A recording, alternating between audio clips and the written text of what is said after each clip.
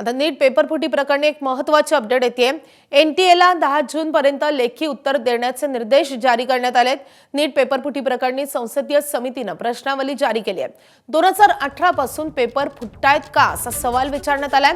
पेपरफुटी प्रकरणाची व्याख्या काय अशी विचारणा करण्यात आली आहे। ओएसएमच्या गोंधळाबद्दल सीबीएसई कडूनही स्पष्टीकरण मागवण्यात आले। स्पष्टीकरणासाठी सीबीएसईला आजची मुदत देण्यात आली आहे।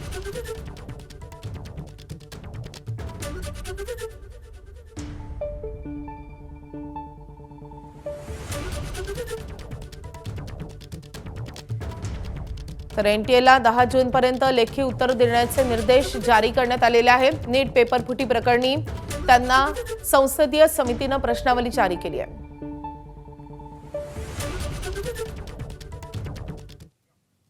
तर नीट पेपरफुटीच्या पार्श्वभूमीवर आणखी एक महत्त्वाची अपडेट येते।